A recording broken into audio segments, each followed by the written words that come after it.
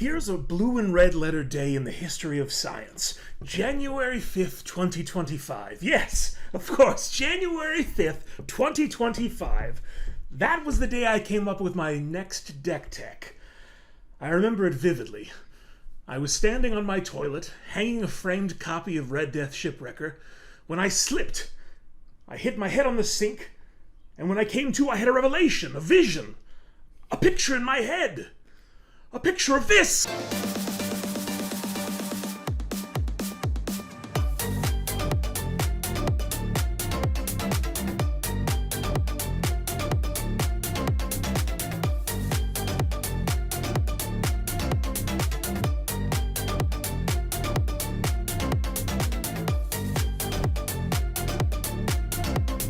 This is what makes Crab Rave possible! The Untap shenanigans! Dorks. It's taken me nearly 3 months and my entire family fortune to realize the vision of that day. In all seriousness, I knew that Red Death Shipwrecker was an interesting commander and had some very unique features that I wanted to lean into. And as soon as I began exploring my options, I realized that conveniently I had the blue half of a short-lived Krark Sakashima deck still mostly together. And it occurred to me that I could simply add more crabs to my mix by cloning them and having even potentially a beach full of them, all tapping and untapping, while simultaneously forcing my opponents to attack each other and draw cards. So, that brings us to our commander, Red Death Shipwrecker, from the Fallout Universes Beyond crossover. Red Death Shipwrecker, for a blue and a red, is a 1/3 legendary creature crab mutant. It has the activated ability, Alluring Eyes, of tap, goad target creature that an opponent controls. That player draws a card, not a may, they draw, and I add a red mana.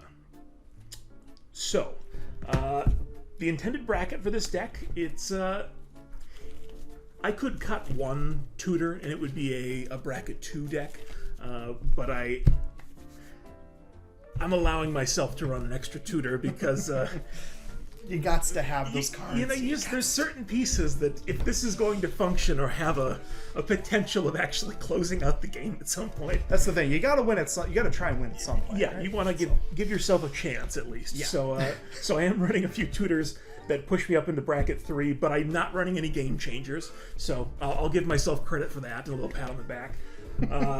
As far as piloting, my piloting plan is to build up a board which can push my opponent's biggest threats at each other, keeping me alive, and try to determine which of my 3 opponents is probably going to be taking the least amount of damage, or is least likely to die from the goaded creatures. So that can be a little tricky, but usually there's one that's got a bigger board state or is just going to be steamrolling the other opponents.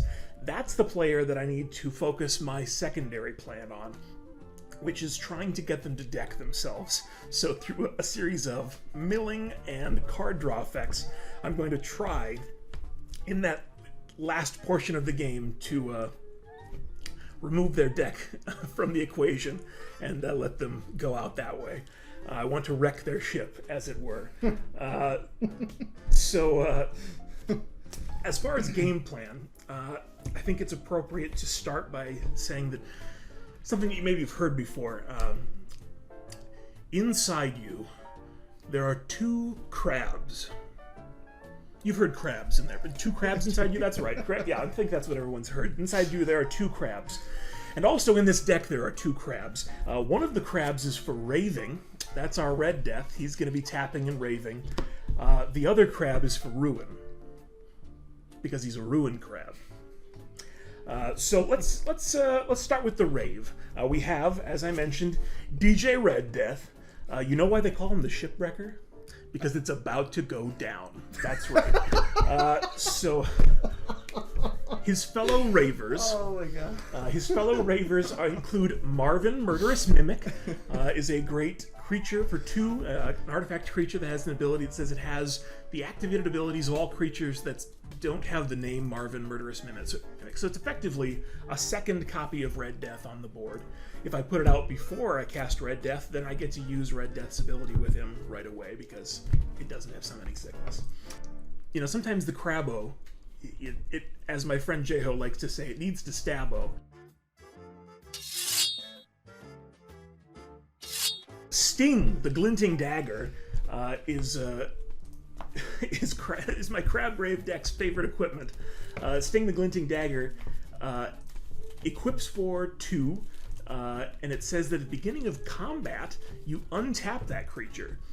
So effectively, if I put it on my commander, then in a single go-around, that's 5 instances of using my commander's ability, because I'll untap in my upkeep step. I can use it in my first main phase. It untaps on my combat. That's another use I can do. And then it's going to untap on each of my opponent's combat steps as well. So that's 5 different creatures that I've been able to goad and send elsewhere, which is great because it allows me to adapt to my opponents immediately in their combat step and send the biggest threat somewhere else. Along the same line, in part of the Rave strategy, a Retreat to Coral Helm is a landfall that has an ability to untap. It's also got an ability to, or scry, I think that's what it is. But let's see, Vizier of Tumbling Sands is a creature that has a tap to untap ability, so that is really beneficial. It's just one more thing that's helping me reuse my commander. Eorith of the Healing House from Lord of the Rings also has an ability to tap to untap 1 target permanent or 2 legendary creatures. So if I've got Marvin and Red Death on the board, they can untap both of them for me, which is pretty sweet. Kelpie Guide is another creature that says it untaps a permanent. Late game, if I have 8 lands, I can also use it to tap a permanent, so it can be kind of control-y in that way. Sly Instigator is similar in the sense that it taps to goad an opponent's creature and it makes that creature unblockable. So it's kind of assisting in my greater strategy in doing so, and it's making those goaded creatures all the more deadly because they're going to get through now. Some of them are going to be dragons. So I certainly hope so. Let's see, a few more Ravers. Onto the kind of the clone half of our Rave strategy. Sakashima, the Thousand Faces. Appropriate because it allows me to copy a legendary creature, and it gets rid of the legend rule effectively for my permanents so that I can have multiple copies of Red Death, which is really that's the game. That's the strategy that I'm. She left Krark for a crab. She left Krark for a crab. She sure did. And maybe all the better for it. I'm also running Mirror Box for a little bit of redundancy in that same vein. It allows me to not follow the legend rule and allows my other token creation options, which I have a few of, to get those copies of Red Death. And those other pieces include Irenes Vow Duplication is a sorcery that creates a non-legendary creature of a legendary creature. A non-legendary copy of a legendary creature. Which is great because if I use that one and then I use another copy spell like Cackling Counterpart, I can copy the non-legendary copy. So then I don't have to worry about whether I've got Sakashima or Mirror Box. Continue the chain. Exactly. It's just kind of building on that. Rite of Replication is a really classic copy piece that has a kicker for 5. So for 2 and 2 blue, and then a kicker for 5 allows you to do it 5 times instead of just once. It can be really great. I hope so for 9 mana. I would hope so. But yeah. But I'm hoping that I can pull that off at some point. Another piece that's kind of new is an equipment, or a clone equipment, Blade of Shared Souls. It's a Fermiridin equipment, so it comes out with a token, and when it equips to something, the equipped creature becomes a copy of target creature you control. But then, if that creature should die, or I equip it to something else, then I can change what it's copying. So I can reuse it later if it's not beneficial for it to be Red Death or something. And I mentioned Cackling Counterpart, which is an instant speed token maker, and it's got flashback. Another piece that I think kind of bridges the gap between our Rave and our Ruin is Brutaclad Telcore Engineer. This was a recent addition, but one that I'm kind of excited about. At your combat, it's going to be creating a mirror, a 2/1 mirror creature token. But then it says, choose target creature token you control. You may have all of your creature tokens become a copy of that creature. So it can allow me to change gears later game, turning useless tokens into the right token. Perhaps even changing my red deaths into ruin crabs to really seal the deal at the end of the game. And with that, into the Ruin team. So, Ruin Crab, of course, has a landfall ability. When a land enters into your control, each opponent mills 3 cards. And a few other pieces that also kind of synergize with this. Codex Shredder is an artifact for 1 that taps to make an opponent mill 1. It's also got a recursion ability on there if I sacrifice it. Underrated, if you ask me. It's recursion in any deck. Yeah. It's good. And the reason I liked it, too, was that, I mean, I'm doing some untap shenanigans, so that 1 mill is not a lot, but having the recursion piece on there is beneficial. And also, I feel like I learned a lot from Bird Flu in building lower CMC, and so part of the intention with this deck was to keep the CMC low and try to get as many things in here that I could potentially flash out using my red mana on my opponent's turns. Yep. So Codex Shredder, if I've got a red mana and flash, I can throw that out there on an opponent's turn too. Got it, yeah. Grindstone is another artifact that taps to make an opponent mill. They mill 2 cards, and if they share a color, those 2 cards share a color, then they copy that. Now I know that combos with like Painter's Servant. Yes. I don't have a copy of Painter's Servant, so it's not in the deck, but I'm sure it'd be very good. I'm also running Millstone, which is another tap to make a player mill. River Churn Monument is a new one from the racing Aether Drift, thank you. And it's got an ability that says I got it here too. I don't know. Oh yeah, go ahead and read it. Oh sure, yeah. So 2-drop artifact. You can pay 1 and tap it, and any number of target players each mill 2 cards, and as an exhaust ability, meaning you can only activate it once, but you can pay 2 and 2 blue and tap it, and any number of target players each mill cards equal to the number of cards in their graveyard. Right. So that can be a big one late game to try and really push somebody out. But if that's untapping, you know, if I'm taking advantage of it, I mean, any of these mill pieces, if, you know, somehow I found myself with an Isochron Scepter that had a dramatic reversal underneath it, any of these pieces can knock my opponents out of the game by just milling them, as long as I've got the mana to keep activating it. So, River Churn Monument's great, and then I think this fits in the Ruin category, so I included it as well. It's a creature for 6, Death Kiss. So I figured Red Death, it's going to have Death Kiss in the deck. And it says that whenever a creature attacks one of my opponents, double its power. So that's going to be beneficial in that initial goal of just trying to use those goads to lay my opponents low so that I can try to finish them off with my silly other options. But to cut away for a second, if you don't know already, I'm Beef, and this is Terran.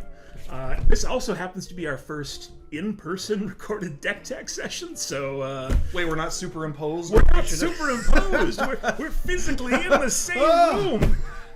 So, you know, thanks for joining us for that. If you're enjoying this and you want to see how this deck fares, our next stream is going to be including this deck versus Terran's Terrifying Tiamat. And the tech for that Tiamat terrifying time is going to be linked below, so you can check out his deck tech on that, which we're going to be recording shortly. So make sure you tune in and watch both of these. And then if you want to see how well a Crab Rave does in staving off dragons, hey, stranger things have happened. So we're going to find out how that goes. And but make sure you check out Terran's video. Like and subscribe. And the City's Blessing. They just changed the name of the Discord channel that we were part of, and it's called City's Blessing now. A bunch of great folks on there that are really fun to play with. We play over webcam pretty regularly, and if you were to join, you'd have a very good chance of playing with us, and maybe getting to see some of our decks that we're working on before we do a deck tech. So I know that Crab Brave's been getting some practice recently, so we'll dive into the ramp portion of the deck. Ramp, first piece, I'm running a Wayfarer's Bauble, pretty basic, simple piece. Bauble. Running a Arcane Signet, a Felwar Stone, an IZZET Signet, a Talisman of Creativity, so that's 4 of the 2-mana rocks.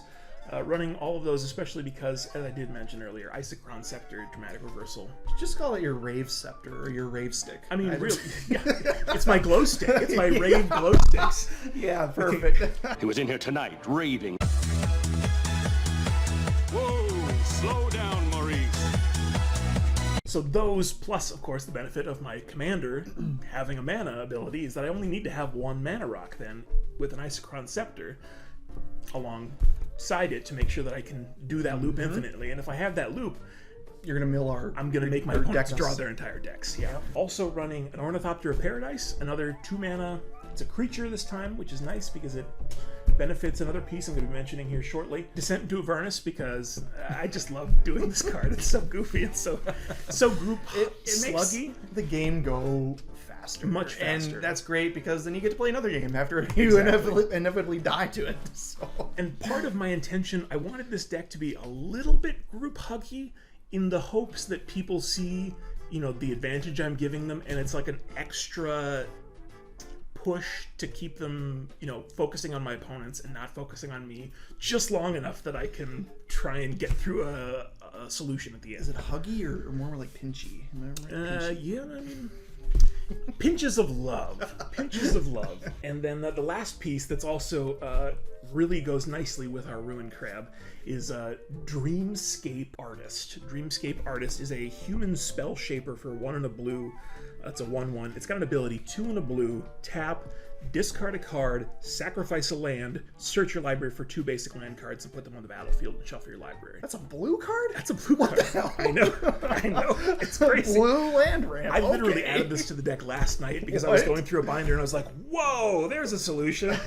It's a little silly, but it's a tap ability, so it's something that I can potentially be untapping to reuse and get extra landfalls late game. God, yeah. But that double landfall, if I've got if I've got Ruined Crab out there, boy, that can be... Or copies of it. Or copies of Ruined Crab. Exactly. That's what I keep imagining. It's like 5 copies of Ruined Crab from the Rite of Replication.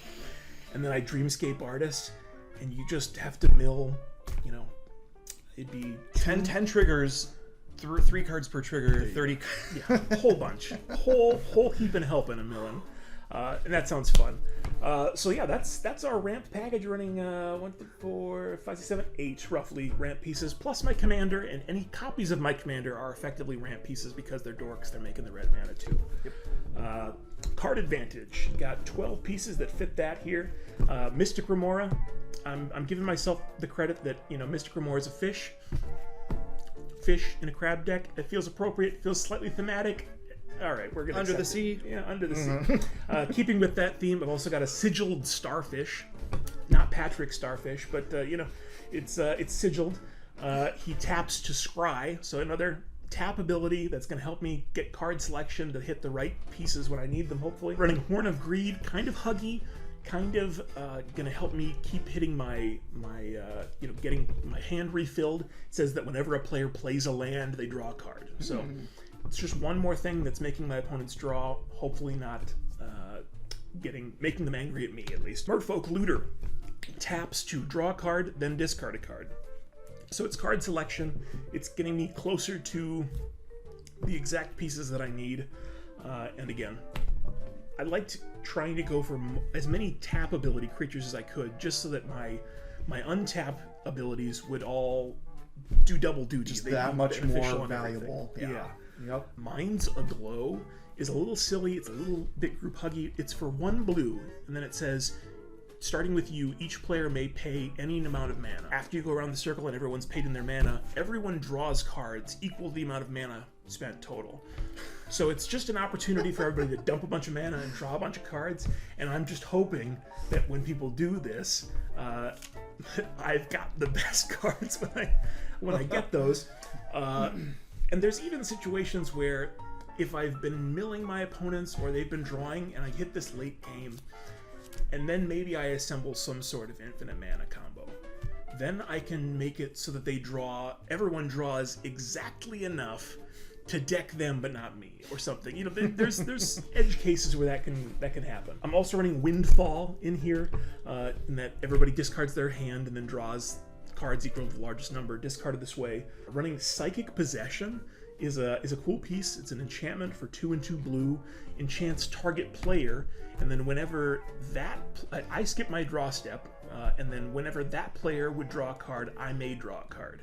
So I can take advantage of whoever I'm goading the most. I can get those every time they're goaded and they draw a card, I'm getting draw a card. And, you know, keep myself up with them is the idea. And realistically, that's going to be more cards than the one card I would draw on my turn. So it's going to put me ahead even though I'm skipping my draw step. Dual Caster Mage, I mentioned, it's effectively card advantage in that it's a ETB, copy target instant or sorcery spell. So, you know, it's red mana. I like that too. So that I can use my crab's mana that I produced at instant speed on an opponent's turn, flash out the Dual Caster Mage, and copy something big that they're casting, hopefully, to get some great value. Running Spell Seeker, that's definitely card advantage in that it's a tutor for any instant or sorcery spell. So the ones that I listed here that are probably my #1 picks, I'm probably going to go for a Dramatic Reversal. You know, that's a reason you have those combo pieces in here. You want to go for them. Keep the rave going. Arcane Denial is a piece that I've got in here that could also be one that I would want to grab at that, you know, just for a little bit of protection. Tribute Mage is also in the deck, one of our tutors. Also great at grabbing Isochron Scepter, the other half of that combo. But then it can also grab my Bloodthirsty Blade, which is letting me guaranteed goad something on my opponent's board.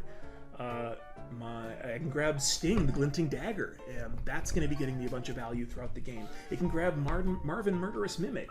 It can grab any of the Mana Rocks. I mean, I've got a lot of pieces that fit in that 2 CMC. Drift of Phantasms is kind of a neat card. It's got a transmute ability, and if you don't know, transmute says you pay the transmute cost. In this case, and actually both cases, because I have 2 transmute cards in the deck. It's 1 blue.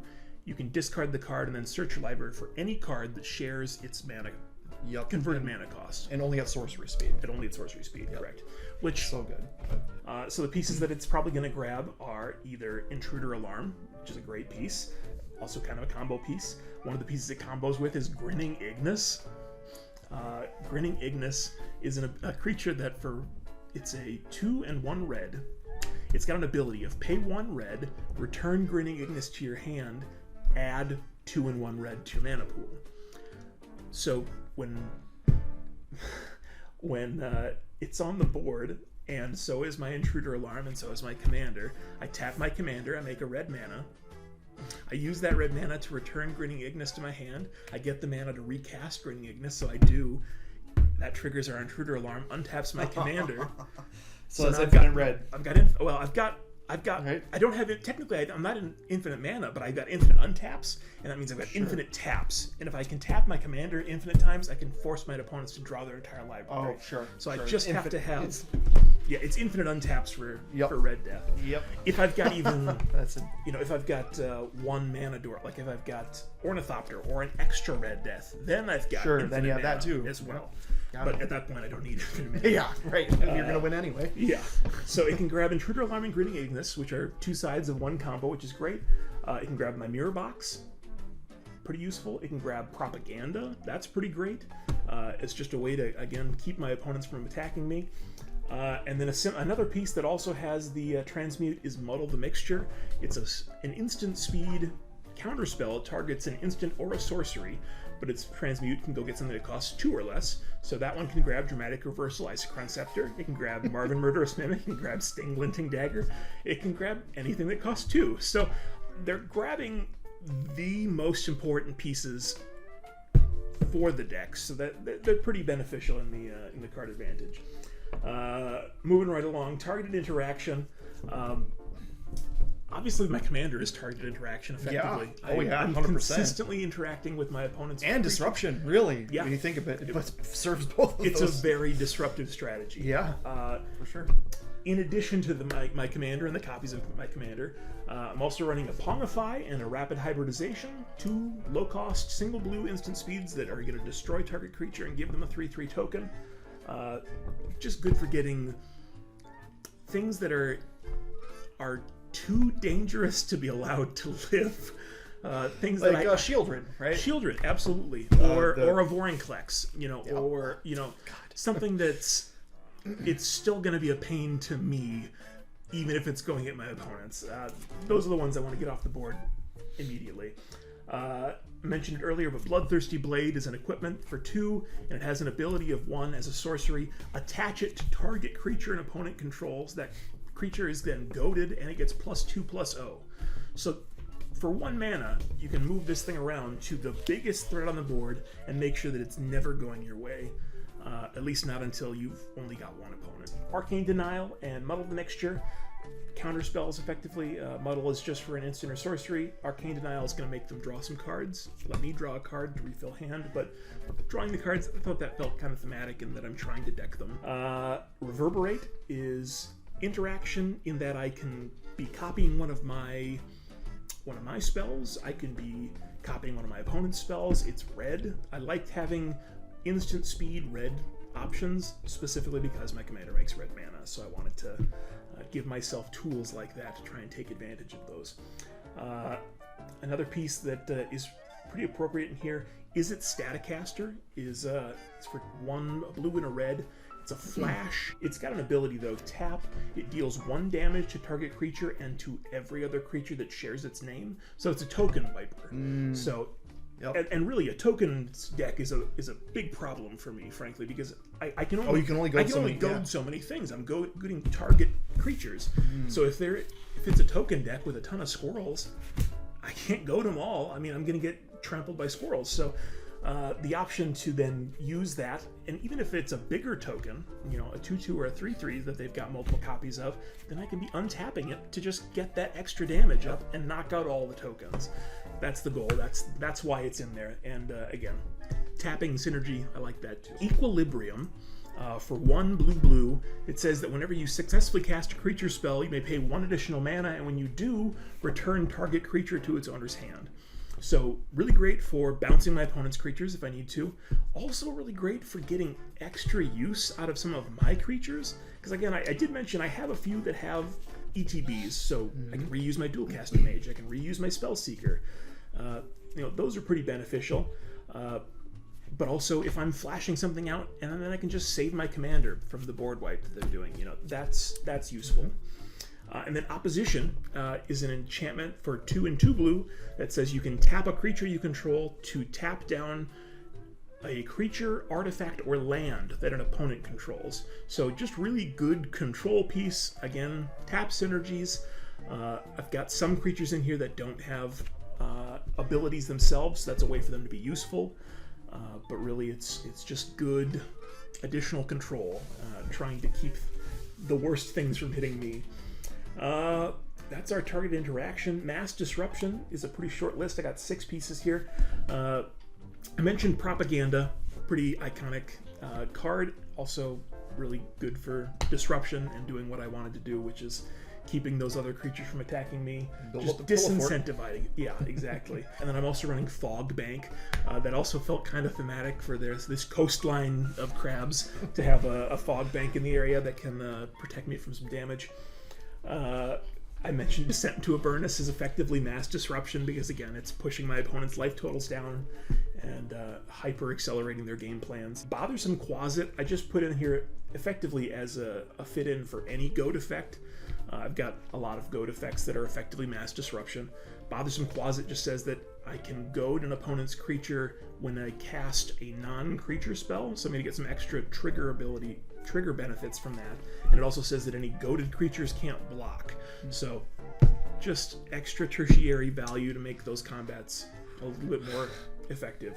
Oh yeah, Retreat to Coral Home, I mentioned earlier, that's a landfall that I can untap things, but I can also use those landfalls to tap target permanents, which can be beneficial. And then I'm running a sorcery, 2 and 2 red, Disrupt Decorum, goad all creatures you don't control.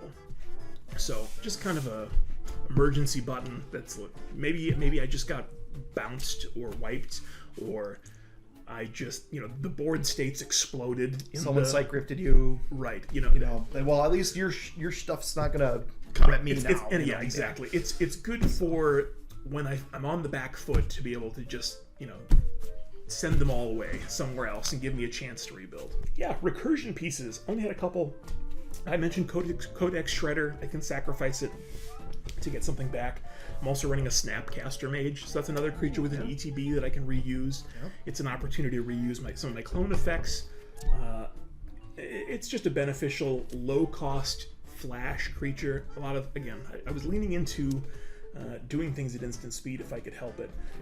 I'm going to skip just ahead briefly because since I'm mentioning flash, my Misc category, High Faith Trickster, Leyline of Anticipation, and Vidalcan Orrery. There you go. All 3 of the ways that you can give your spells, cast your spells at instant speed, as though they have flash. High Faith Trickster being a creature for 4. Leyline of Anticipation is an enchantment for 4 that if you have it in your opening hand, start the game with it on the battlefield. And Vidalcan Orrery is just an artifact for 4. They all have the same ability, gives your spells flash.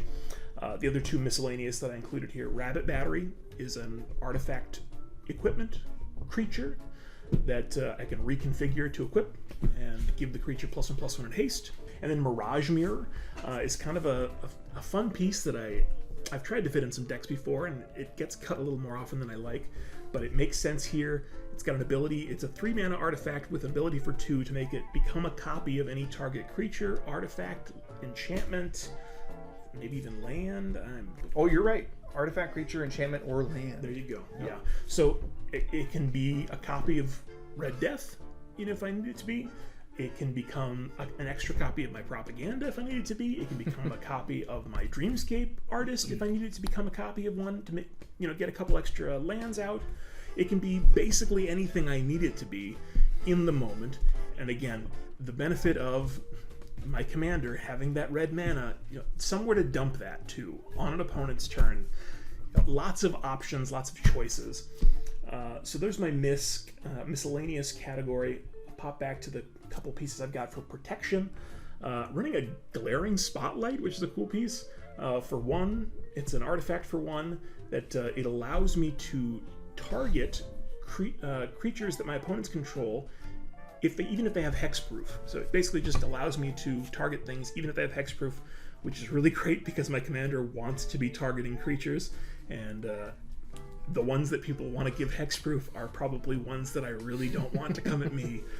So that's great. And then it's got an extra ability of, I can pay some mana and sacrifice it to give all of my creatures hexproof and unblockable till end of turn, which could be relevant. If I get the right, never know. board state. If I find it's more beneficial to start cloning something big and nasty, then maybe that is beneficial. All the goading, somebody could be at really low life, and all you need is to throw a crab at them. Right? Yeah, you exactly. never know. Exactly. Chef's Kiss. It's a kind of a red counterspell. It's if they're targeting 1 permanent, you gain control of the spell, you copy it, and then you choose new targets for the copy at random, I think. You choose new targets for both of them at random, but they can't be targets that you control. So it's just kind of a goofy red counterspell that's, somebody's going to try and remove the crab, and I say, no, I'm going to get rid of those 2 things. And just, again, red mana, using it instant speed. Another one that kind of fits in that, also a red counterspell, is Mage's Contest. It's a counterspell if you like to gamble, and I think I like it in this deck because, again, with the Goad and the Descent and whatnot, I'm trying to make sure that my opponents have lower life totals than I do. When you cast it, you counter target spell if, and then you basically just have to start bidding how much life you're willing to lose with your opponent. So as long as I'm willing to lose more life than the person who's competing with me, then I'm going to be able to counter that spell that I need to counter. So that's the idea, and it's kind of fun and different. Mana base, I've got like 26 basics and a few other pieces that aren't particularly interesting. Yeah, Synergies combos. Let's dive into that. I mentioned, obviously, Isochron Scepter and Dramatic Reversal. Classic untap combo. As long as I can make 2 mana with permanents, non-land permanents on my board, as long as I can be untapping my commander over and over and over again, then I can keep retapping him and forcing my opponents to draw a card and deck them out that way. I mentioned also Intruder Alarm plus Grinning Ignis plus my commander. That's a combo because it's going to guarantee I've got infinite creature ETBs, so that means I can infinitely untap my commander and keep making them draw. Intruder Alarm also combos with, if I've got Retrofitter Foundry and 3 red deaths, then I can even combo off with that, because then I have enough mana to effectively keep using Retrofitter Foundry to make tokens and untap the Retrofitter Foundry to keep tapping and untapping, and I can just do it that way. So there's certain other cards that I can throw pieces in, you know, in lieu of another piece, and still manage to get a combo off somehow. There's probably a couple others in here that I'm not going to mention, but those are some of the ones that were most apparent. There's also a few synergy pieces that I'm just going to list here real quick that lean into these without necessarily being an immediate game winner. I mentioned Sakashima Mirror Box. That's obviously a really big part of the synergy of this deck, is ways to make extra copies of my commander and letting that be possible. Intruder Alarm also works really well with just the fact that I've got 22 creatures in the deck, so that's beneficial. You know, also whenever my opponents put a creature in the battlefield, it's going to work for my Intruder Alarm, which is great. That's just more untaps. A piece that I put in specifically because I was running Intruder Alarm, though, is Norin the Wary. Goofy little creature for 1 red that says that whenever a player casts a spell or attacks, he exiles himself and then comes back at your end step. So it's just going to keep repeatedly triggering the Intruder Alarm and giving me additional uses of my commander's ability. So he's kind of appropriate in here as just getting more untap value. And then another piece that I really like in here is Goblin Fireslinger. It was from M12. It taps to burn target opponent for 1 mana, for 1 damage. So if I've got untap, shenanigans, that plus Isochron Scepter and mana, I can burn my opponents out that way. Or it can just be that little extra to knock an opponent out, repeatedly, getting that extra damage in as we go around. It can just be kind of enough to really push somebody over the edge. Notable exclusions, I wrote a couple things down. I'm not running like a Blasphemous Act, I'm not running a Cyclonic Rift, really not running board wipes, because my primary strategy is they need to keep their board, because otherwise I don't have anything to goad. So you just want the rave to keep going, man. You don't want to bring the vibe down. Exactly. This guy gets it. So yeah, we got to keep the... I'm a drag, though. Sorry, stupid joke. Oh boy. A couple other things I'm not running. There are a number of good auras that goad a creature. I'm not running them in this deck. I've got them in a different deck as part of the reason. The other reason was because that I was focused more on creatures.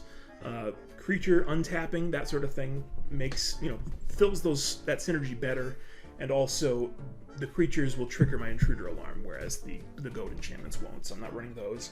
I wrote this one down as well, but other similar effects to like Razorkin Needlehead, not running it in here. I'm not punishing people for the draw. I want my opponents to like that I'm giving them card draw. I want that to be a positive for them. Less of a target on yourself. Yeah, absolutely. And so less of a target, but also I didn't want this to be a Nekusar minus black. I didn't want it to be, I'm giving you lots of cards and it sucks for you. Like I want it to be fun until I find a way to mill you out. So yeah, weaknesses and challenges. I think that, as I said earlier, if it's a token strategy, I can get overwhelmed if it's a really wide strategy. Things that stop activated abilities. Yeah. But Cursed Totem, is that the one? Yeah. That's one of them. Yeah. Things like that. Yep. Things like that I would not enjoy. I think this is... It's a weirdly both reactive and proactive, in that I'm proactively, I have a strategy that I'm going for the whole time. I'm trying to push my opponents to attack each other but also I'm having to react constantly to what my opponents are doing, and I can do so because I've got all these extra, action economy, as it were, of, tapping and untapping and reusing and having the right abilities on board to, pull it together. I don't know what that really means for weeks and challenges, but it is what it is. We're gonna get there. We're gonna see how it goes against some dragons. The nice thing about dragons, of course, they have evasion with their flying. So I'm just gonna be. Oh boy. I'm gonna probably be milling you. I think that's the most likely thing now. Probably a good chance. I mean, we don't know who we're playing against yet, so that's true. So I just have to, start planning that thought of I'm gonna mill the dragons while the dragons eat our opponents, and try and get you that way. But that's Crab Brave. So yeah, thanks for checking it out, and make sure you check out Terran's Tiamat tech. Also like and subscribe. Again, this was our first video in person. Hopefully it all comes together. Yeah, well, it's been fun for us. So nice not just trying to do this all over webcam. Thanks, Crash, to our Patreon patron. And links for that in below as well. If you like what you see and you want to help make sure that more CommanDorks content comes your way, well, hey, we'd be happy to give it to you.